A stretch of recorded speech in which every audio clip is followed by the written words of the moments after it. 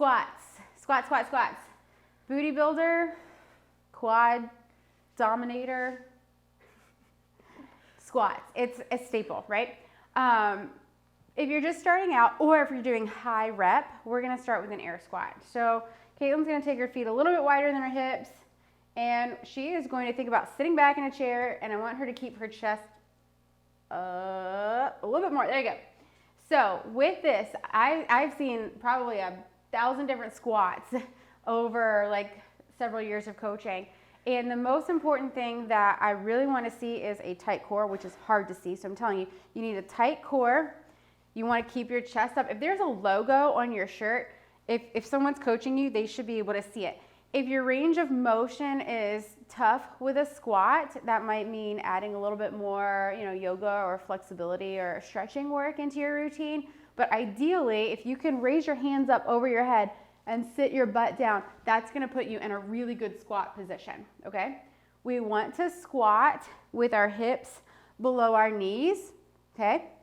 Believe it or not, that is the best position to hit all of the muscles, but also help our strength as we age.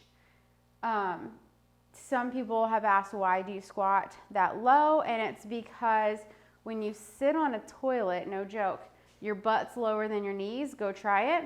When you are 90, I want you to be able to get off the toilet. That is why we squat a little bit lower, so that you always have the leg strength to get up when you need to, okay? So air squats would just be squatting without any weight. A goblet squat would be adding weight. There you go. And you're just holding one weight at your chest. This is a really good way to hit quads. It's also a good way to work on your flexibility and mobility with the squat, because you have to stay upright while holding the weight. It's a really good training tool. When this becomes easy, you can move on to front squats. Basically what that means is the weight's on your shoulder and your elbows are up. Your elbows are gonna hold the weight up as you squat down. There you go, beautiful. You could do these single arm, have one arm, one weight up on your shoulder, and then alternate sides every 5 or 10 reps. Also, if you're doing like a workout with a lot of goblet squats in it, and your arms need a bit of a break, but you don't want to put the weight down, you can put it on your neck, shoulder area, just to give your arm a little break and then get back.